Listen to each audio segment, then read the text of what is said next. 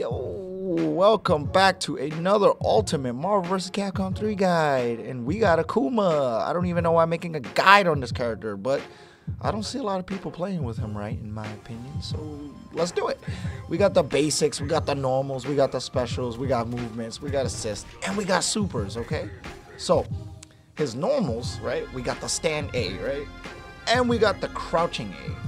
I believe these are particularly 5 to 6 frames. I'm not sure. I don't want to quote anything and be wrong. His standing M is 2 hits up close, and his crouching M has deceiving range. I'm not sure if that can be used as an anti-air, but I believe it can be. I know the standing fairs can be used as an anti-air, so go with that. His crouch C will trip the opponent, put them in a slight juggle state, and you can further combo. His launcher is ridiculous. It's a perfect anti-air, so use that for your anti-airs. His forward M now is a 2-hitting overhead, and you can combo off of it and even cancel into special moves like Go Hadouken or Tasamaki Kyaku. His forward C is a forward moving normal that hops and goes over lows. You're not going to be playing footsies in this game, but hey, use it, man. Maybe it'll help you. The forward M will also put the opponent in a ground bounce state if they are in the air. You're actually not going to be seeing that situation. It's rare, but if you do get it, just remember that you wasted your ground bounce already. Now, some good air-to-airs here, as you're watching already, for Akuma, is to start with jump, medium, heavy, and even exchange is a good jump-in button. I would just go with jump heavy for the option select, so keep that in mind. So here we have Akuma's specials. We have the Gao Hadouken. Now, the L version goes a bit slow, but has a whole bunch of durability. The M version goes a bit faster than the L version as usual. And the H version has the most durability out of all three. These all can be done in the air. The L version going at a slight angle, the M version going at an even, I guess what, higher angle, or should I say more, travels further across the screen. And the H version goes even further than that. Now, we have the Tasamaki Zanku Kyaku. Wow, what a name. Yeah, I can't believe he says that while he's doing it. Anyway, the L version does 3 hits. The M version does about 5 hits, and the H version does about, give it to me, did it do it yet? I'm not sure how much the H version actually does, but what I do know is that this move nullifies projectiles, and that's serious. It also can be used as a footsie tool, as Akuma is airborne while he does this, so go ahead, because you can combo off of it after it hits, especially in the corner. Now, this move that we have here, which, again, I'm not saying the name of, I'm just going to call it Demon Flip, alright? It has 3 follow-ups. You can press L, M, or H. The L version will do a Demon Palm, which will ground bounce the opponent in combo. The M version will also ground bounce the opponent in combo, and it is a high-priority dive kick. In the H follow-up, will fire a fireball, and if he's in the Demon Flip, it'll actually autocorrect. It'll turn him around. So do keep that in mind when choosing an option out of Demon Flip. Now, the Go Shoryuken has a ton of invincibility just for a regular special move. Now, when I mean ton, I mean it's a special move in this style of game, and he could just throw it out there.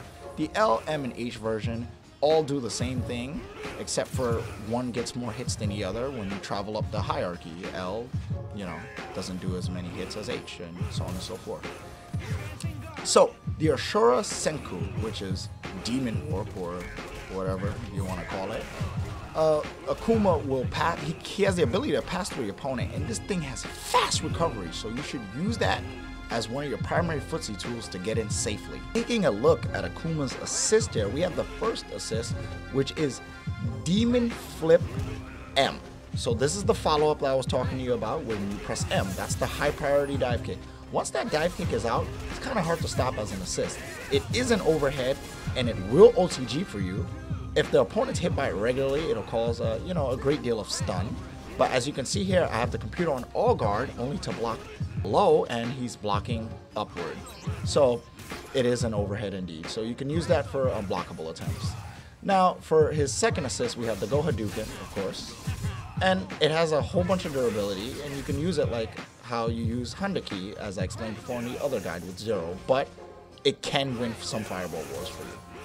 Now, you have the Tasamaki Zanku Kyaku, which actually nullifies projectiles. It is the M version of the move, it's not the H version, so it gets you about 3 hits, and it causes a soft knockdown in which the opponent can recover out before they touch the floor. So keep that in mind. Well, Akuma, his movement, he has a great wave dash, he has a teleport, and he has a ton of priority when coming out of the sky. So what I would do here is make use of his wave dash in conjunction with his teleport, and do remember that the teleport recovers crazy fast, so you can buffer inputs during the teleport so they come out on the first frame outside of recovering from the teleport. So you can Tiger Knee Tatsumaki Zanku Kyaku right out of the teleport. You can buffer Demon Flip. You can also change your arc when needed with the Demon Flip in order to trick your opponent when you're coming down with those high priority attacks. So keep that in mind. Alright, so looking into Akuma's hypers, we have the all-famous Metsu Gao Hadouken Iago. What? I've never seen that. Whatever, it's some long, ridiculous Japanese name. Anyway, if you do quarter circle forward and don't press anything, he'll fire a whole bunch of projectiles that have a whole ton of durability. If you hold down the C button, though, he'll fire a beam. 8-frame super. It's the super of choice. But the H version is highly unsafe on block, while if you don't hold it down, it's, more safe than, of course, not pressing it. Anyway, we have the Metsa Go Shoryuken, whatever now it says. It goes through projectiles, by the way. And it doesn't actually do a ton of damage, but it goes through projectiles, and that's what's cool. So if anyone's trying to chip you out or something like that, you keep them alert and let them know, guess what? I have a super that goes through projectiles. Anyway, the Shun Goku Shiatsu is completely invincible for all, say 30 frames, and he can only be hit on the last frame, and he will grab the opponent. It goes through everything and does a ton of damage. Alright. So I'll be the first to admit it. I don't have the best combos with Akuma, but at least I have an idea of what to do with him. So sit back and enjoy the show. Enjoy some combos. You have to time, when you do that demon flip in the air, be sure that you time the fish on the way down properly, or you won't get the proper rejump. Also, after the super, fire the fireball as soon as possible before you can hit the ground, so that you can actually get off your beam super. Remember not to hold down H on the first super. Hold it down on the second one. I gave you a mid-screen variation there, and I'm going to give you a throw variation, how you can combo off his grab, as I mentioned earlier. Boom, boom, boom. He can rack up a ton of damage, especially when he has meter. So, keep all this in mind, as I always say. Pause the video if you need to see the notations.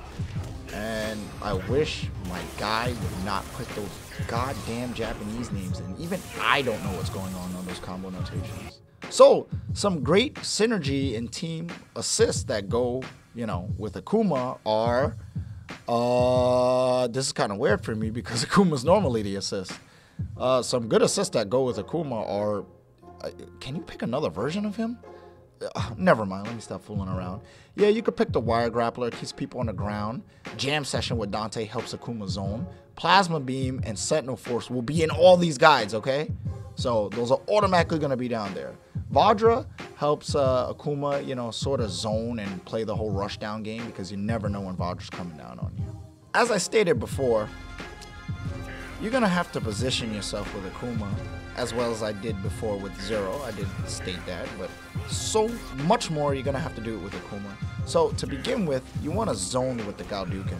It has a ton of projectile durability, as I stated before, the first one especially, and it can fire down at an angle on top of your opponent, and if it hits, you can actually, further combo your opponent. And plus, it rains down at an angle. Now, if you feel that you're being out footsied for whatever reason, or somebody's beating you in the projectile wars, then this is where the Tatsu comes into play. Tatsu wins all footsie battles, most footsie battles I should say, and most projectile, or actually all projectile wars. Why? Because it nullifies projectiles and you can combo off of it if it hits, especially if it hits on its last active frames.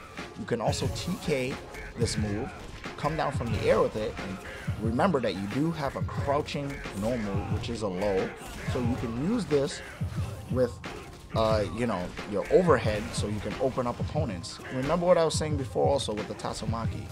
It's an overhead, and you can, well, is it an overhead? I'm not sure. But you can use it to cross up your opponent.